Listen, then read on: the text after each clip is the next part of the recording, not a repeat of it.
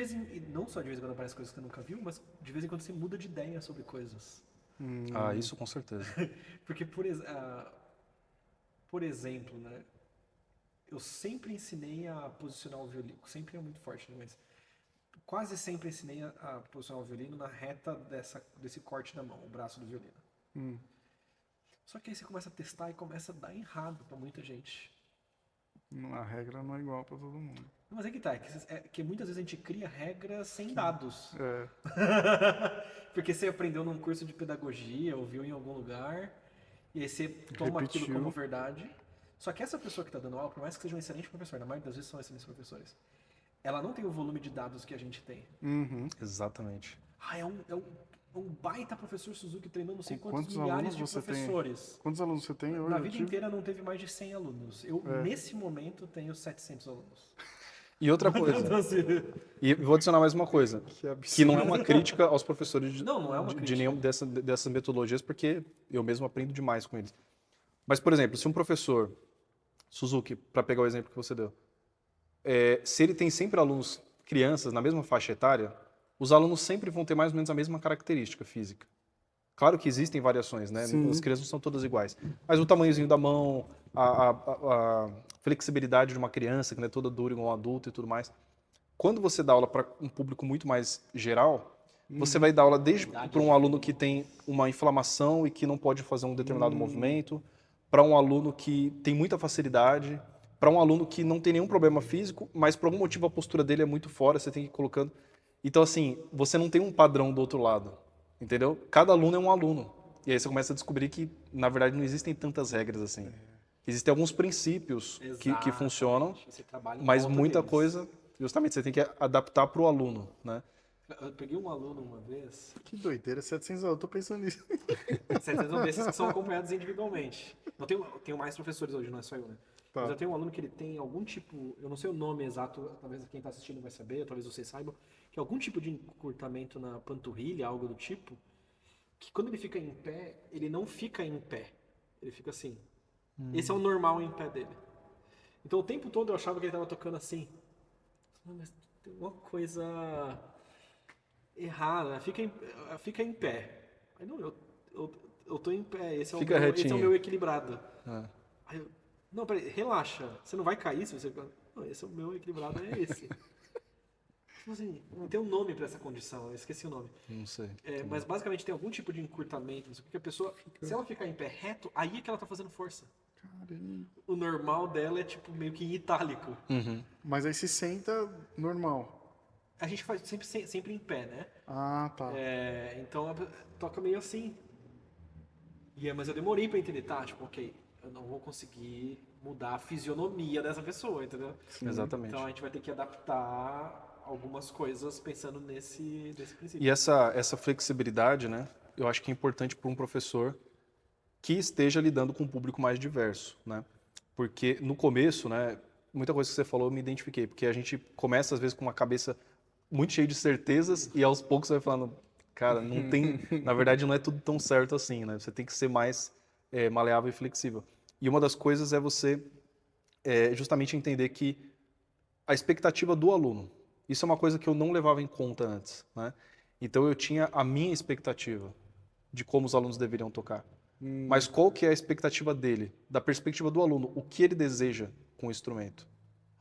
E dentro disso, qual é a capacidade que ele tem de conseguir aquilo? Por exemplo, não capacidade no sentido de que alguém não seja capaz de tocar violoncelo, mas, por exemplo, uma limitação física, é uma coisa que você não tem o que fazer. Se a pessoa fala, ó, eu não consigo fazer esse movimento, você vai fazer o quê? Ah, não, então você não vai tocar porque está errado, a técnica não é assim. Né? Você adapta. Você vai ter que adaptar. Talvez a afinação não fique tão precisa, talvez a postura não fique tão precisa, talvez você troque de lado. Eu tenho uma aluna que aprendeu violoncelo canhoto e eu ainda fui insistente no começo com ela. A Nana falou pra eu não usar esse termo, então eu vou citar a Nana aqui, o amor da minha vida. Porque ela tem um ponto, na verdade. Porque eu usei esse termo violino canhoto em uma aula ao vivo e aí causou uma confusão muito grande de quem é canhoto. Tá, entendi. Porque aí a pessoa que é canhota Todo tá mundo iniciando do quer zero, tocar ela o acha canhoto. que então ela tem que tocar Ah, sim. Invertido. invertido. Mas na verdade, os casos em que a pessoa vai sentir necessidade disso, acho que são muito poucos. É que tem gente, quando a pessoa não iniciou ainda, pelo menos isso foi o que a Nana me mostrou e que faz sentido, se a pessoa não iniciou ainda, ela não sabe que tem um lado tradicional. Então se ela escuta verdade. o termo violoncelo canhoto, violino Já canhoto, viola era, canhoto, ela vai querer ah ser. tá, então tem um canhoto pra mim. Aham. Então, e normalmente quando a gente fala desses termos, claro, se você é canhoto e você faz questão, ninguém vai te parar, né? Mas não precisa. Existe um preconceito Muito. porque se chegar um grande violinista, não um grande violinista não, um potencial grande violinista para tocar numa orquestra, só que ele é canhoto. Não, se ele tocar bem, ninguém vai falar nada. Mas nunca vi, né? Ou seja, É porque geralmente não se inicia, mas tem tá, alguns. tem. Tem alguns. Tem o Martial Gautier é um Ah, deles. esse cara aí que é. Martial Gautier toca na orquestra Les Siècles, não sei se é assim que fala, é francês, uma das principais orquestras da França, chefe de naipe dos segundos violinos, toca com o violino Que ao legal. contrário. Caramba, que legal. Reinhard Goebel foi, em uma ocasião, na Alemanha recentemente, foi professor do Guido, que é o maior violinista que o Brasil talvez já tenha visto nos últimos anos. E toca violino do lado contrário. Caramba. E deu aula pro Guido em uma ocasião específica lá na escola que o Guido faz aula. Então, assim, tem gente de alto nível que toca violino ao contrário. E no caso do Reinhard Goebel é curioso, porque é um caso parecido comigo. Ele teve que ele tocava do lado tradicional, distonia focal, e aí reaprendeu do outro lado. Foi distonia também. Né? Exatamente. Mesmo movimento, história. mesma coisa. Caramba. E eu tô pensando nessa questão aí do ensino, né, por vídeo. Eu tô pensando aqui comigo, caramba, quanto que eu não podia ter evoluído se fosse mais rápido se fosse dessa forma.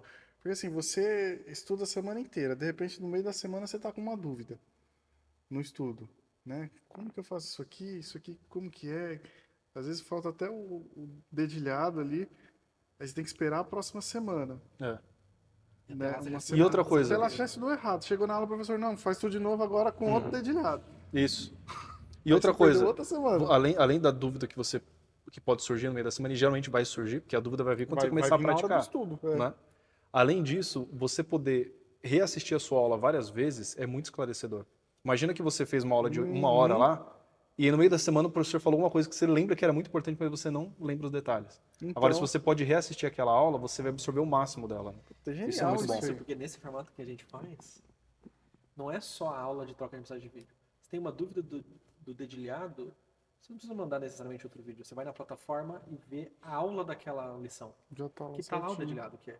Porque esse formato de troca de mensagem de Já vídeo ele é li. associado a uma plataforma onde tem os vídeos explicando o passo a passo. Então já ali já tira um monte de dúvidas. Exatamente. O que fica é realmente. Exato. E Claro se for frequente, você já coloca também na aula. Exatamente. Pô, muita gente chegou nessa lição e sempre tem essa dúvida. Tem que regravar essa aula. Regrava já tirando essa dúvida. Exatamente.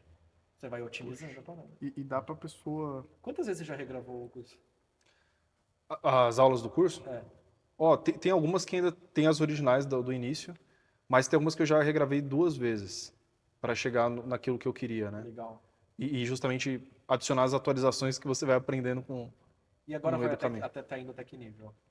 Eu tenho conteúdo gravado até a 4ª posição do violoncelo, mas eu tenho alunos que já tocam 8ª posição capotasto, né? Então já tocam as Que posições continua agudas pela troca de mensagem de pela vídeos. troca de mensagem de vídeos, e o conteúdo eu mando diretamente para eles, né? São alunos mais avançados, então Caramba, ele alguns deles já estão evoluiu.